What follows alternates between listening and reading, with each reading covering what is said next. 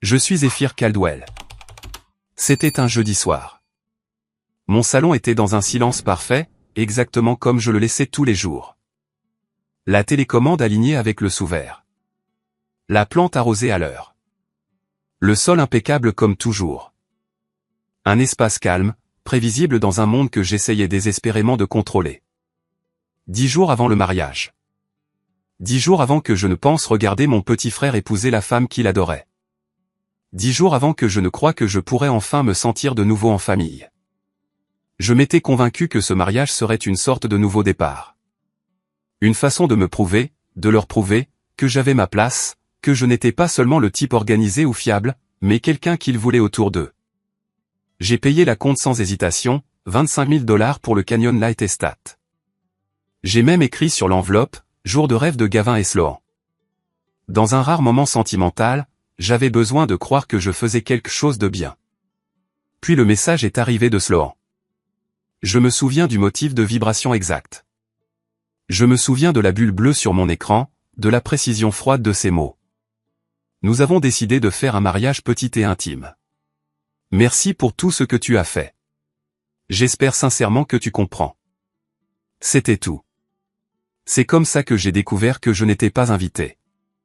J'ai fixé le message comme si mon téléphone avait bugué.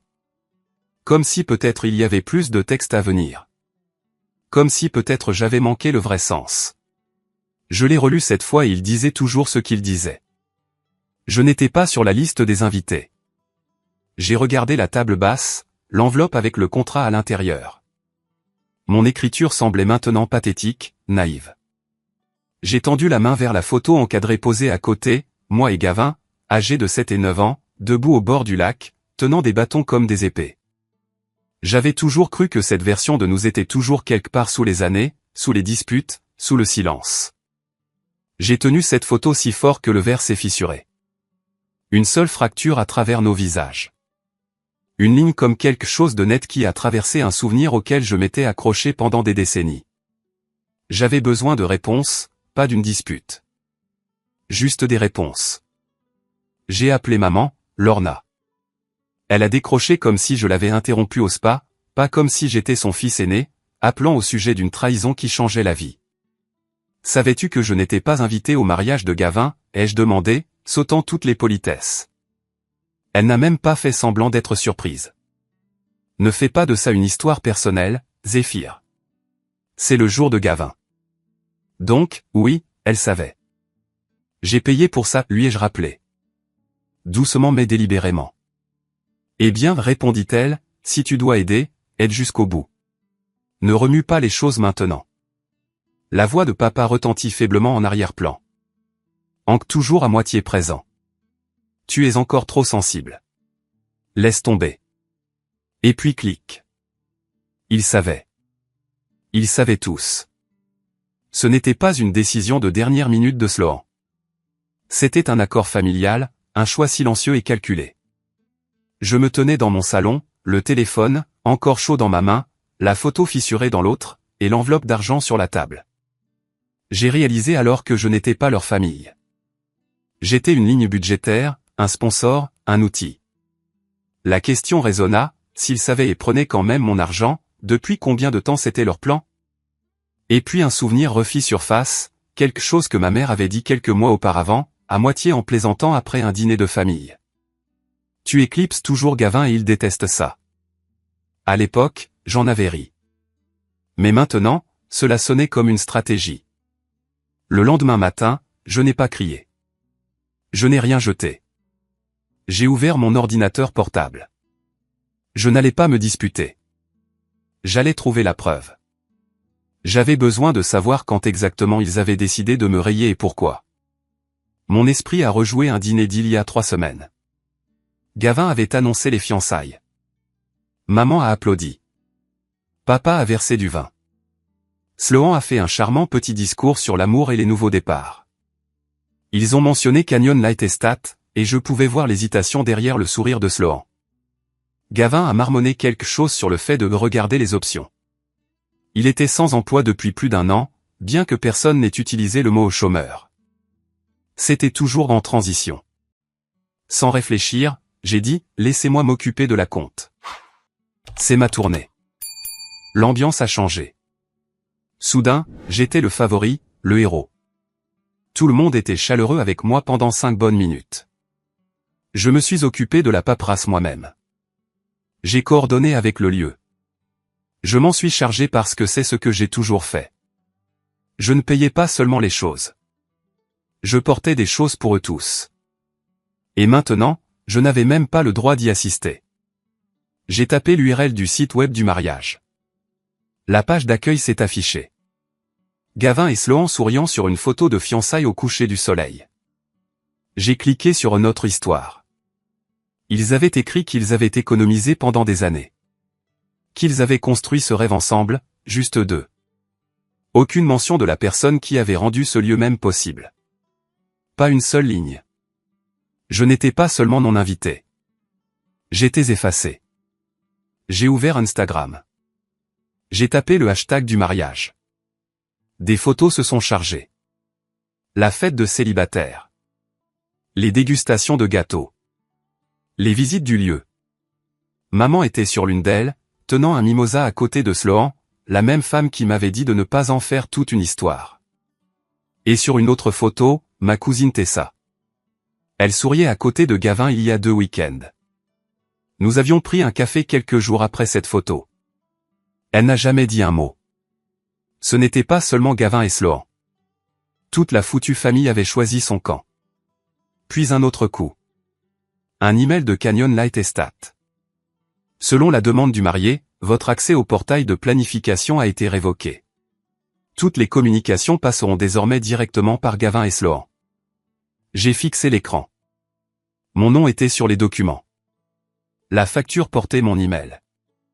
Ma carte était enregistrée. Ils m'ont utilisé. Et maintenant j'étais exclu. Ce n'était pas émotionnel. Ce n'était pas une erreur. C'était stratégique. Puis, le rebondissement. Je ne m'attendais pas à une notification apparue sur mon téléphone. Sloan avait accidentellement partagé un tableau Pinterest privé avec moi. Je l'ai ouvert. Il était rempli d'idées de mariage, de robes, de thèmes, une photo d'un groupe de frères et sœurs en tenue coordonnée avec une note griffonnée à côté. Heureux qu'ils ne viennent pas. Il fait toujours paraître Gavin petit. Une autre épingle disait, j'ai à parler à ses parents, tous d'accord. Zéphyr ne sera pas là. Voilà. Pas seulement une omission, un plan. Il ne voulait pas de moi parce que je ne rentrais pas dans l'image. J'étais trop soigné, trop bien arrangé, trop. Plus tard cet après-midi-là, un autre message de Gavin, maman et papa sont d'accord. C'est pour le mieux. Ne le prends pas personnellement. Et comme ça, la spéculation se transforma en confirmation. J'ai sorti le reçu, vérifié les dates, je les ai comparées à leur publication. Ils avaient planifié mon exclusion tout en me souriant à table. Je n'étais jamais censé être à ce mariage. Et juste au moment où je m'asseyais pour digérer ça, un autre message de maman. N'oublie pas le paiement final du lieu et du demain. Peux-tu t'en occuper? Aucune mention de ce que je venais d'apprendre. Aucune excuse.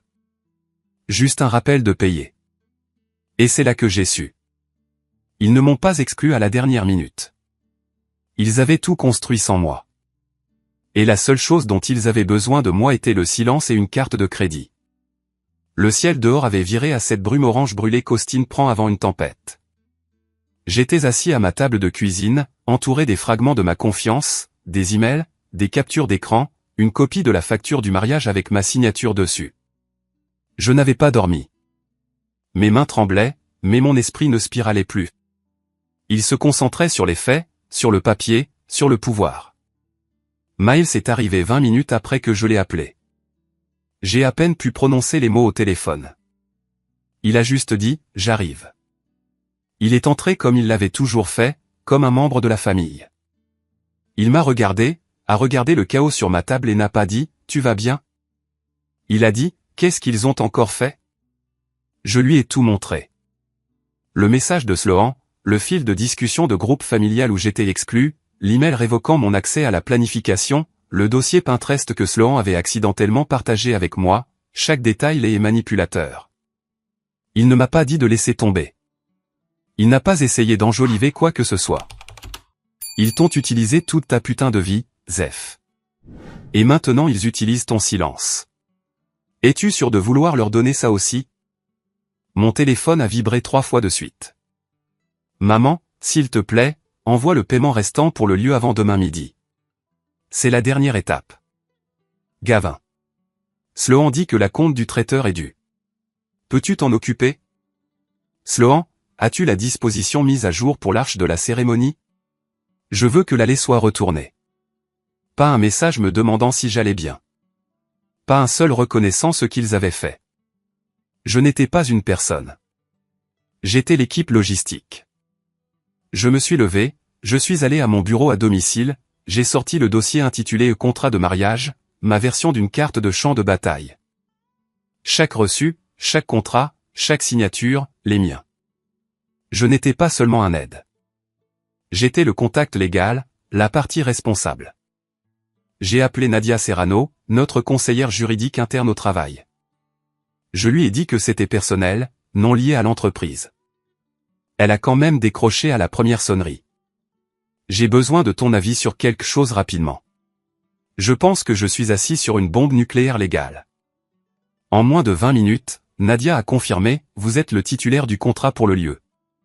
Aussi, les locations et l'éclairage. Vous avez des droits d'annulation.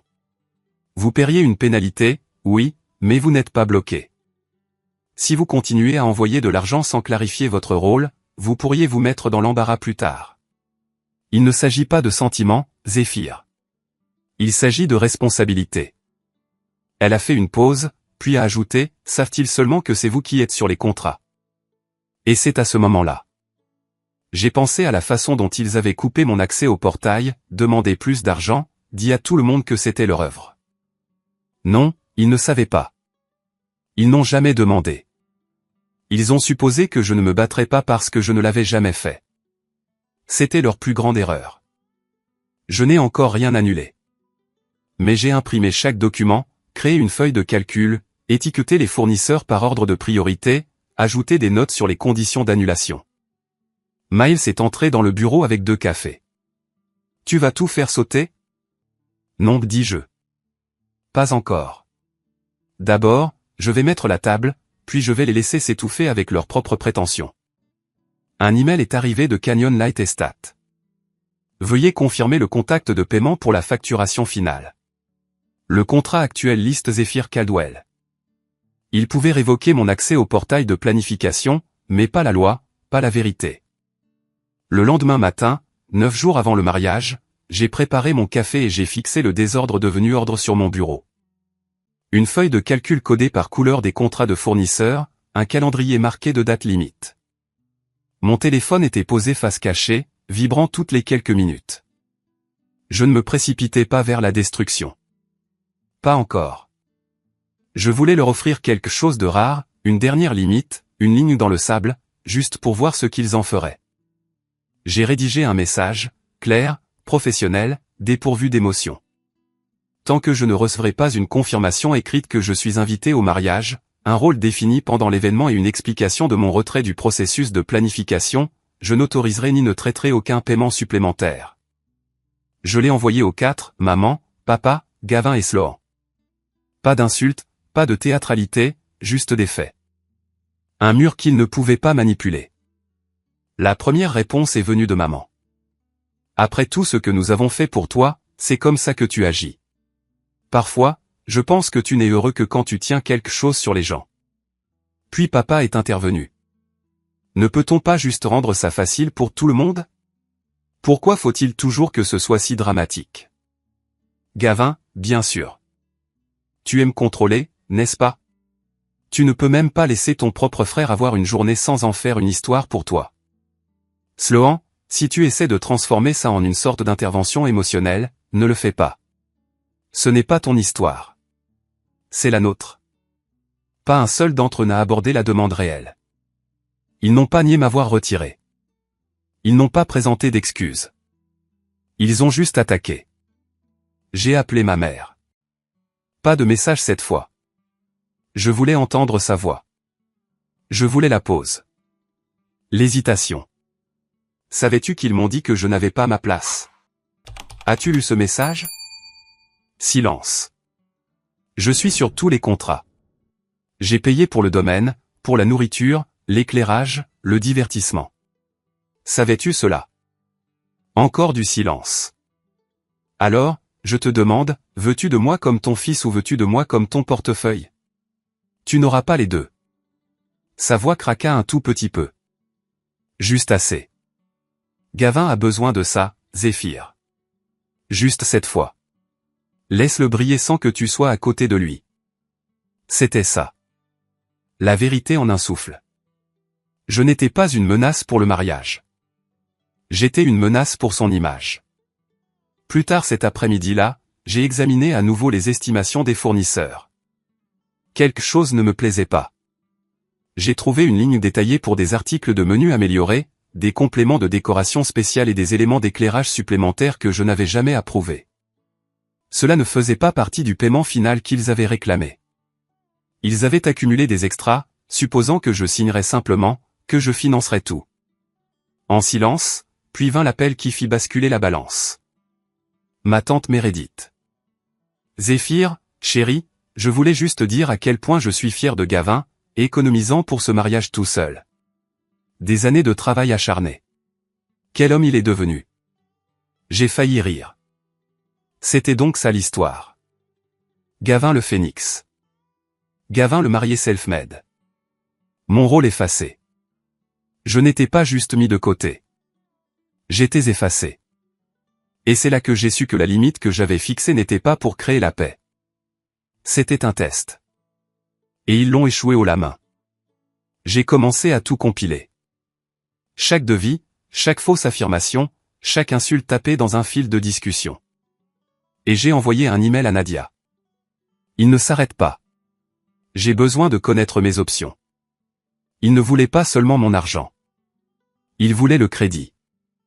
Et il voulait que je sois invisible. Mais je n'allais pas disparaître. Plus maintenant. J'étais assis dans le salon de l'entreprise, ma salade, intouchée, l'ordinateur portable ouvert devant moi. Mes doigts planaient sur les touches, mais c'était mon esprit qui s'emballait. L'air autour de moi était rempli de conversations décontractées et du bourdonnement des micro-ondes. Mais j'avais l'impression d'être enfermé dans une boîte de verre. Je ne pensais pas seulement à annuler un mariage. Je me préparais à une tempête. Pas n'importe quelle tempête, mais une tempête basée sur la vérité, doublée de reçus et livrée avec une précision chirurgicale. J'ai envoyé un message à Nadia. J'avais besoin d'une deuxième paire d'yeux, des yeux juridiques. Elle n'a pas hésité. Je lui ai envoyé la feuille de calcul complète des fournisseurs, des copies de contrats et tous les documents que je pouvais recueillir de ma boîte de réception. En moins d'une heure, elle a signalé les risques clés, les contrats du lieu, du traiteur, du fleuriste, tous sous mon nom. Les clauses d'annulation étaient claires. Certaines me coûteraient des pénalités, mais rien qui ne se rapproche de la dette émotionnelle que je portais. Plus important encore, elle m'a rappelé de ne rien dire au téléphone. De tout documenter. Si je parlais à quelqu'un, de noter l'heure et le contenu. Et si la famille commençait à raconter des histoires aux proches, de préparer une réponse neutre et ferme, quelque chose de net et sans drame. Plus tard ce soir-là, à ma table de cuisine, entouré de papiers et d'écrans rétroéclairés, je suis tombé sur quelque chose qui m'a fait tressaillir. L'un des fournisseurs, une entreprise de design gérant les fleurs et l'éclairage, avait une adresse email de contact mise à jour. Pas la mienne, celle de Gavin. Lorsque j'ai retracé le changement, j'ai vu un message transféré demandant de changer l'email principal en raison de changement de rôle dans le projet. Le contrat portait toujours mon nom. Ils avaient travaillé derrière mon dos, ajustant la visibilité pour que je ne voie pas les changements, espérant probablement que je continuerais à payer pendant qu'ils gardaient le contrôle. Cette nuit-là, j'ai vérifié Venmo pour d'éventuels dépôts oubliés. C'est là que je l'ai vu. Un message que Gavin avait envoyé il y a des mois. C'était une blague à l'époque. Merci de financer notre cirque sans enfants. Je me souviens avoir ri nerveusement quand je l'ai lu pour la première fois, ignorant la brutalité. Mais maintenant, cela résonnait différemment. Ce n'était pas juste une blague. C'était leur supposition tacite que je paierais toujours, que je resterais toujours silencieux. À minuit, J'avais commencé ce que j'appelais le dossier. C'était un dossier avec 3 sous-dossiers, documents, capture d'écran, chronologie. Il contenait le message de non-invitation, l'email me retirant du portail. Le tableau Pinterest que Sloan avait accidentellement partagé avec moi. La série de messages de ma famille exigeant de l'argent mais pas de responsabilité. Les faits n'étaient plus dispersés. Ils étaient organisés, horodatés et en sécurité. Le lendemain, mon téléphone a sonné avec un numéro inconnu. Phil Henderson, le père de Sloan. Son ton était prudent et investigateur. Nous voulons juste nous assurer que tout est en place. Gavin et Sloan ont dit qu'ils s'occupaient de tout seuls de manière assez impressionnante, mais je me demandais. Il fit une pause. Est-il vrai que vous avez aidé financièrement? Je ne répondis pas. Je laissai le silence s'étirer. Le poids de celui-ci parlait, et je l'entendis dans sa voix, la confusion se transformant en inquiétude.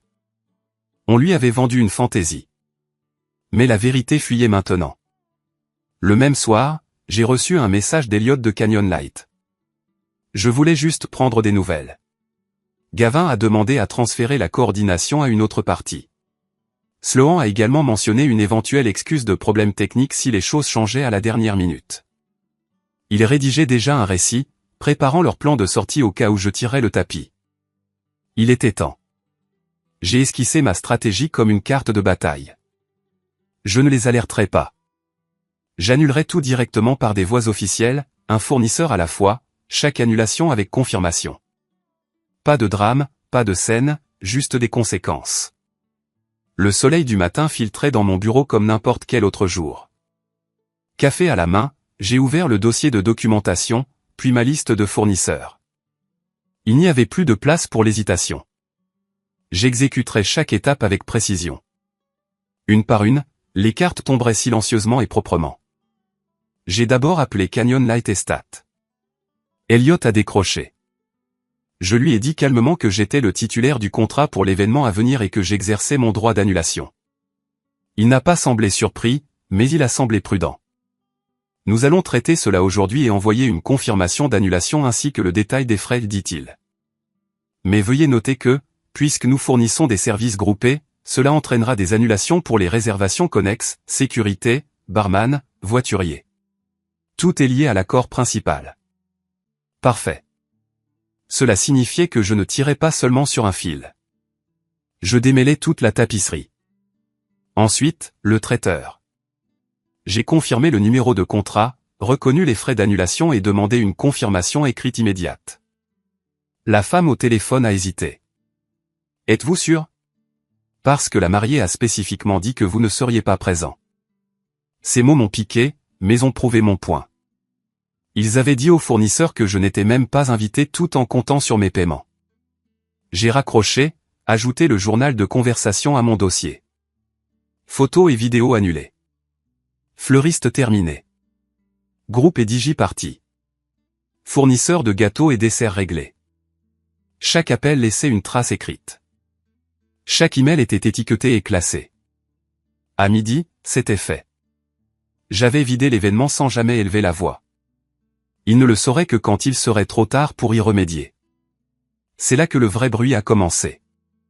Mon téléphone s'est illuminé d'appels et de messages en succession rapide. 12 appels manqués de ma mère. 5 de Gavin. Une série de messages de Sloan qui ressemblaient plus à de la panique qu'à de la colère. Qu'est-ce que tu as fait? Tu es sérieux? On peut arranger ça. Parle-moi juste. Je n'ai pas répondu. J'ai fait une capture d'écran de chacun. Je les ai classés sous retombées. Puis un message de mon père est arrivé. Il doit y avoir un malentendu. Je vais parler moi-même au lieu. Nous allons régler ça. Cela m'a tout dit. Il croyait encore que c'était récupérable. Il pensait que je bluffais, que je céderais, que d'une manière ou d'une autre ma culpabilité prendrait le pas sur ma dignité. Mais le dernier fichier que j'ai créé ce soir-là prouvait le contraire. Dossier final. À l'intérieur, confirmation des fournisseurs, note légale de Nadia, capture d'écran, copie de contrat. Je lui ai envoyé un message simple. Tout est fait. Documentation propre. Aucune trace. puis j'ai envoyé un message à Miles. C'est fini. Dehors, le monde continuait comme si de rien n'était. Mais dans une semaine, les personnes qui avaient essayé de m'effacer se tiendraient devant un lieu vide, se demandant comment le récit qu'elles avaient si soigneusement élaboré s'était effondré si facilement. Et je ne serais nulle part près de ça. Ni pour voir leur visage, ni pour jubiler, juste pour respirer. Parce que quand les mensonges s'écroulent, vous n'avez pas besoin de crier. Vous avez juste besoin d'arrêter de les soutenir. 2 jours avant le mariage qui n'aurait jamais lieu comme il l'avait prévu, j'étais assis dans mon bureau, donnant sur le centre-ville d'Austin, regardant le soleil tomber derrière la ligne d'horizon à travers les murs de verre. Les messages affluaient toute la matinée comme des tirs d'artillerie. Ma mère pleurant dans les messages vocaux sur la façon dont je détruisais la famille. Mon père essayant de rationaliser la situation en une négociation. Gavin alternant entre fureur et supplication. Et Sloan, toujours calculatrice et stratégique. Ces messages suggéraient une discussion privée, non pas pour faire amende honorable, mais pour extraire quelque chose. Il n'y avait aucune mention du message qui avait tout déclenché. Personne ne m'a demandé comment je me sentais. Il ne se souciait que du fait que j'avais tout arrêté. Quand Gavin est arrivé à mon bureau, je n'ai pas été surpris. Il a dépassé la réception et a traversé le plateau ouvert comme un homme essayant de revendiquer un territoire. Les têtes se sont tournées. Il a claqué la main sur mon bureau, sa voix montant, presque criant « Qu'est-ce que tu as fait ? Tu n'as pas le droit de faire ça. » Je ne me suis pas levé. Je n'ai pas correspondu à son énergie. J'ai simplement levé les yeux et dit « J'ai arrêté de financer un événement auquel on m'a explicitement dit de ne pas assister. » Ma collègue juridique, Nadia, est apparue du couloir, suivie de Jen des RH, et de Marcus, l'un des chefs de projet senior, qui se trouvait être témoin de tout. Ils n'étaient plus seulement des collègues. C'étaient des boucliers. Gavin, pris dans la boîte de verre de mon bureau avec un public grandissant, a craqué. Tu as juste dû tout gâcher pour tout le monde, n'est-ce pas? Tu ne pouvais pas supporter de ne pas être le centre d'attention. Je n'ai pas tressailli. J'ai répété calmement, tu m'as dit que je n'avais pas ma place. Et puis Gavin l'a dit. La phrase qui a tout scellé. Nous n'avions besoin que du virement final de ta part. Que tu te présentes ou non n'avait pas d'importance. C'était ça. Avant même que l'équipe de sécurité ne l'escorte dehors, avant qu'il ne crie quelque chose sur le fait que j'étais mort pour la famille, la vérité était au grand jour. Je n'ai jamais été invité. On a toujours attendu de moi que je le finance.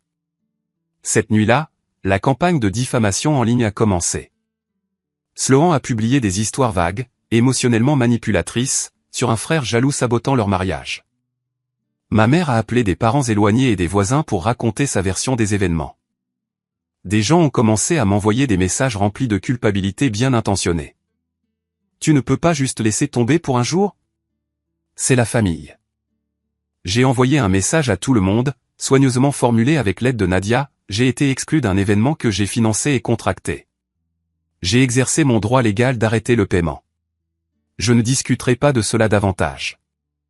Plus tard cette nuit-là, un cousin m'a envoyé une capture d'écran du chat de groupe familial élargi. Ma mère avait écrit quelques jours plus tôt, si Zéphyr fait des siennes, dites qu'il traverse une période difficile, soyez vague, santé mentale ou autre. C'était donc ça leur plan. Non pas s'excuser, non pas réparer ce qu'ils avaient brisé, mais me discréditer à l'avance, manipuler le récit, me faire passer pour instable. Au matin, les messages ont changé. La panique s'est estompée, remplacée par le désespoir, déguisé en réconciliation. Ma mère a écrit, que vont penser les gens de cette famille? Mon père a suivi. Trouvons une solution avec laquelle tout le monde peut vivre. Viens juste. Nous en parlerons après. Et Gavin, toujours le caméléon, a envoyé un message, nous avons eu tort. S'il te plaît, viens. Nous nous marions au tribunal du comté de Trévis demain à 14 h. Une invitation numérique improvisée était jointe, conçue à la hâte plus comme des excuses au public qu'une invitation pour moi, mais il ne se rendait pas compte que j'avais déjà parlé à Elliot de Canyon Light. Je lui avais demandé d'être prêt. Si le moment venait, il délivrerait la déclaration finale, pas moi. Et maintenant le moment venait. J'avais prévu d'aller au tribunal, non pas pour les sauver, non pas pour être accueilli, mais pour me tenir dans la pièce quand les mensonges s'effondreraient enfin sur eux-mêmes. Il était 13h57 quand je suis sorti de ma voiture et ai traversé la rue en direction du tribunal du comté de Trévis. Le trottoir à l'extérieur était rempli d'invités confus, trop habillés pour une cérémonie au tribunal, serrant de petits bouquets et des cadeaux achetés en magasin. Certains avaient l'air ennuyés, d'autres perplexes. Le changement de lieu n'avait pas été expliqué. À l'intérieur, la salle de cérémonie semblait être une idée de dernière minute. Des chaises pliantes, une triste arche de fleurs artificielles, des haut-parleurs bon marché bourdonnant faiblement. Cela ressemblait à une répétition dont personne ne se souciait. Ma mère m'a aperçu et a immédiatement traversé la pièce. « Bien, murmura-t-elle, une pointe de commandement dans la voix. Tu es revenu à la raison. » Je ne répondis pas. Gavin s'approcha ensuite. Il se pencha et marmonna, « Parlons après de la pénalité. On peut la partager ou autre. Pas d'excuse, juste une transaction commerciale. » Il s'attendait toujours à ce que je nettoie le tout. Sloan me salua avec un sourire plastique. Pas de contact visuel, pas de sincérité. Elle posa pour des photos avec ses demoiselles d'honneur, agissant comme si rien ne s'était passé. La cérémonie commença. Un officier civil en costume beige lut un texte avec l'enthousiasme de quelqu'un qui compte les carreaux du plafond. Gavin et Sloan échangèrent des vœux de respect, d'honnêteté, d'engagement, chaque mot résonnant contre l'hypocrisie de la pièce. L'air s'alourdit à mesure qu'ils parlaient. Même les invités le sentirent. Quelque chose n'allait pas. Et puis, à précisément 14h12, les portes s'ouvrirent. Elliot entra, tenant un dossier en cuir. Il traversa l'allée centrale comme un officier de justice. « Je m'excuse pour l'interruption, dit-il. Je suis Elliot Vargas de Canyon Light Estate. Je suis ici pour remettre les documents officiels concernant la rupture de contrat. » Il remit les documents à Gavin et Sloan. Ceux-ci décrivent les pénalités impayées et les coûts associés résultant de l'annulation de l'événement en vertu du contrat signé par Monsieur Zéphyr Orion. La pièce se figea. Les invités se penchèrent en avant. L'officiant recula. Elliot continua sans malice, juste des faits. Nous comprenons qu'il y ait eu des malentendus. Cependant, nous avons été amenés à croire que cet événement était financé et géré par un membre de la famille qui a ensuite été exclu de la participation. Quelqu'un, peut-être le père de Sloan, posa la question qui changea tout. Qui a payé tout ça? Je me suis levé. Moi. Jusqu'à ce que je reçoive un message disant que je n'avais pas ma place. Les mots portés non pas par leur volume mais par leur poids. Définitif, irréfutable. Je n'ai pas gâché ce mariage. J'ai juste arrêté de financer un mensonge. Des murmures se répandirent. Les invités se regardèrent. Quelqu'un se leva. Une femme serra son sac à main et partit. L'officiant, ne sachant plus quoi faire, se précipita à travers les dernières déclarations. Il n'y eut pas d'applaudissements, pas de célébration, juste le bruit sec des chaises pliantes raclant le sol alors que les gens sortaient discrètement. Mes parents étaient silencieux. Le visage de ma mère était pâle. Mon père fixait le sol. Gavin et Sloan s'accrochaient l'un à l'autre, isolés dans la foule alors que la réalité se réarrangeait autour d'eux. Ils s'étaient mariés, mais l'image qu'ils avaient construite, celle qu'ils avaient essayé de vendre au monde, s'était effondrée devant des témoins. Alors que je sortais sous la lumière de fin d'après-midi, j'ignorais les téléphones qui sonnaient dans ma poche. Je n'avais pas besoin de plus de messages. Il n'y avait plus rien à discuter. J'étais venu. J'étais resté silencieux quand j'aurais pu crier. J'avais laissé la vérité entrer sans y être invité. Et maintenant, enfin, j'étais libre. Je n'avais pas besoin de leur validation. Je n'avais pas besoin de leur approbation. J'avais tracé ma ligne. Quelques proches m'ont contacté plus tard en privé pour dire qu'ils comprenaient. Quelques-uns se sont excusés. D'autres ont simplement dit qu'ils étaient fiers que je me sois défendu. J'ai recommencé une thérapie. J'ai commencé à reconstruire ce que la famille signifiait pour moi. Non pas par le sang, mais par choix.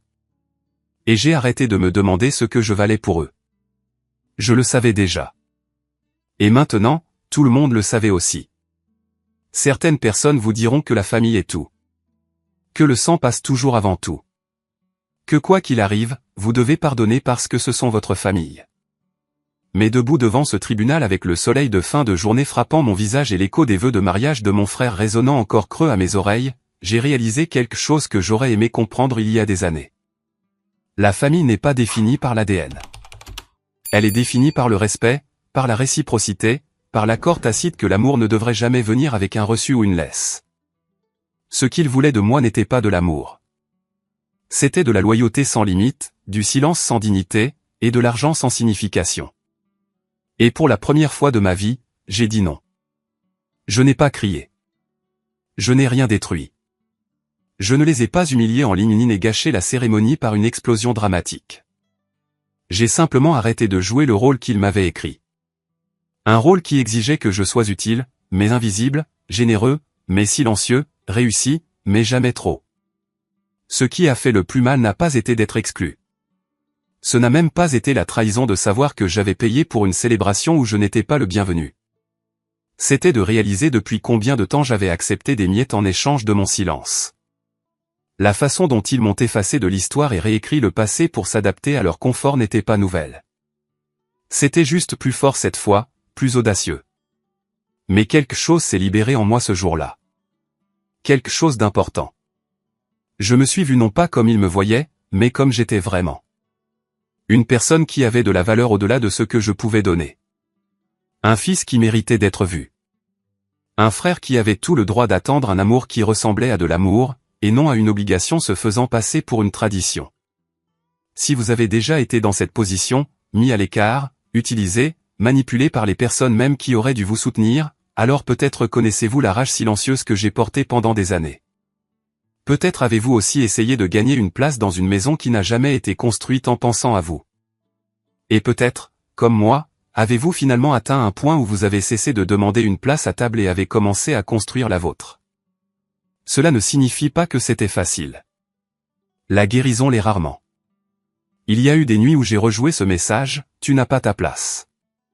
Jusqu'à ce que je puisse le réciter dans mon sommeil. Il y a eu des matins où je me suis réveillé en colère, en deuil de la version de la famille que je pensais avoir. Mais à travers tout cela, je suis revenu à une vérité simple. J'ai choisi moi-même. J'ai choisi la paix plutôt que la proximité. J'ai choisi la clarté plutôt que le chaos. Et j'ai choisi les limites plutôt que l'effondrement. Ma famille ne s'excusera peut-être jamais. Ils raconteront peut-être leur version des événements, convainquant à jamais les gens que j'ai surréagi, ou que j'étais égoïste ou cruel. C'est leur droit. Mais j'ai les reçus. J'ai la vérité. Et plus important encore, j'ai ma liberté. Ces jours-ci, je ne cours pas après les invitations. Je ne mendie pas pour être compris.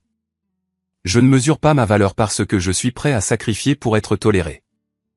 Je m'entoure de personnes qui se présentent les mains ouvertes, pas avec des attentes. Des gens comme Miles, comme Nadia, comme le petit cercle d'amis qui ont appelé juste pour demander comment j'allais, et non ce que je pouvais faire pour eux. Je ne suis pas amer. C'est la partie que les gens ne comprennent pas. Ce que je suis, c'est éveillé. Et une fois que vous vous réveillez à quel point la version de vous-même de quelqu'un d'autre est petite, vous ne pouvez pas vous rendormir. Alors, si vous regardez ceci et que vous êtes dans une situation similaire, si vous êtes celui qui donne toujours, qui répare toujours, qui se plie toujours jusqu'à ce que vous vous brisiez, laissez-moi vous dire quelque chose. J'aurais aimé que quelqu'un me le dise il y a longtemps. Vous ne devez à personne votre paix simplement parce que vous partagez leur nom de famille. Vous n'avez pas à saigner en silence pour garder le portrait de famille propre. Vous avez le droit de vous éloigner des gens qui ne valorisent que ce que vous faites, pas qui vous êtes. Et si vous le faites, ce n'est pas une trahison. C'est de la survie. C'est reprendre le contrôle de votre histoire. Merci d'être resté avec moi tout au long de ce voyage. Si cela a résonné en vous, si cela vous a fait réfléchir, vous a fait ressentir, ou peut-être juste vous a fait vous sentir un peu moins seul, envisagez de vous abonner. Muy bonito su pueblo, la verdad. Muy lindo. Ahora necesitamos más gente, ¿eh? Un pueblo de como 3 personas, ¿no? Si vives aquí, técnicamente estaríamos, bueno, con tal puede hacer, o estaríamos una casita bien bonita de perro. Él no se rinde, él no, se rinde. No se cansa. Tiene mucha fuerza de qué? voluntad. ¿Qué hice? Tú, tú déjalo, tú estás fluyendo. ¿Cómo así? No entendí, que no me rindo. No, Ah, Chedi, no. ¿cómo así? Mm, De que ella vive con De que es una con casa de misterio, ¿no? perro, coño. sí, ¿Cómo así? Pues una casa de perro, porque es perro, ¿no? tengo derechos No humanos, Para no mí tanto. de eres un perros. perro. No, para mí eres un perro. Ok. Algo que les iba a decir, yo la verdad tengo pensado hacer un santuario, Perdón. Con Ok. un chingo de animales y un chingo de comida y o sea, que vaya a tener varios Mierda. usos. Entonces, yo estoy viendo dónde hacerlo. Tenía pensado hacerlo cerca de las casitas. Pero dije, iba a buscar otro lugar, porque no sé si hacer uno o hacer varios, pero son construcciones. Yo soy de construcciones, hacer construcciones grandes. Porque me encanta construir. God. Mira, justamente con nosotros. Dice que las construcciones van a ser son grandes. Ujú. Pero yo a veces me voy un poquito al extremo. No pasa nada. O sea, tipo, Este, pues Vamos a ver. tranquilamente te puedes buscar una zona por aquí cerca. O sea, de hecho, esto lo vamos a tumbar. Lo vamos a tumbar. Y si quieres, ok, lo ok. puedes hacer aquí. Ah, solamente habría Pero que les planear digo, todo para acá y... el santuario va a albergar a todos los animales De hecho, del sería mapa. God. O sea, de hecho, sería Estaría God. bueno, ¿eh? Sí. No, y Y aparte, tenemos mira, zoológico. aquí cruzando el puente está el spawn para allá. Sí, allá es Literalmente. el spawn. Sí, sí. Creo que sí me había traído. Bueno, pues me trajo a pata este Punch. O sea, porque no sabía dónde vivía. Porque vine a buscar a Cash y no sabía y no tenía la Wasteland. Entonces vinimos caminando desde allá, Sí, desde el vivimos portal. cerca. Vivimos cerca, Sí, pero no tan cerca. sí, sí. O sea, no tan cerca como Misterio y Avenda. Sí. Entonces se Misterio es mamaron. literalmente donde podía construir. Ahí. Ahí. De que salieron tantito y dije, buena zona. Y wow, hablando de mi Misterio. Pero sí. Ustedes iban a ir a una dungeon, ¿no? Sí. Sí. ¿Quieres venir? Pues yo me voy a morir. Pues te Yo así estoy bien. revivimos. Oigan, tenemos que llevar una cama. Oye, ¿tú sabes si Romeo sabe rapear? Sí, ¿Sí ¿Para qué sabe? quieres? según yo sí. Oh, O God, sea, lo que yo recuerdo, sí ¿Le vas es a pedir bueno. Es bueno competencia? improvisando. Muy Oh, bueno my improvisando. God, Entonces le pudieras decir de ¿Qué que unas pudiera? batallitas. No, yo no sé rapear. O sea, tranquilamente le puedes decir todo porque no estamos hablando ya de Romeo, ¿no? Sí, sí. Y yo quiero seguir el lore. Ah, perdón. Rolea, Víctor, rolea. Rolea, Perdón. Víctor. Hermano, son las 12 de la noche, ven. Oye, ¿por qué ahora tienes seco? Qué raro, ¿eh? ¿Yo? Sí. Sí. Así. Desconozco por qué será. Ah, ¿Mucho eco? Comía. ah, ah. Comía. ¿Se escucha No eco? sé. Sí, se escucha. Tengo Tienen también comida. zanahorias doradas. ¿Me puedes dar? Toma, mira. God. Ay, así me veo cuando pido comida. ¡Cállense, malditas vacas! Ey, what the ¡Cállense, fuck. malditas sea! ¡Las voy a matar! ¡Cállense! Ah, yo no tengo eso activado, por eso no escucho. Deja las pobres Mm, vacas. mo, Pensé que mo. era una marca que llama mi ex sin culpa. ¿Tú mataste a la ex? Pues sin culpa. Pues mi ex me explotó mi casa, así que no te sientes culpable. Y Pues que bailamos acá había sin una vaca que se culpa. llamaba mi ex. ¿Neta? ¿Así? Sí. Tenía una etiqueta. No, habían dos. Creo que solamente queda una. A no ser que alguien más la haya matado. No, ya no está. Hermano, Ya no se murió. está.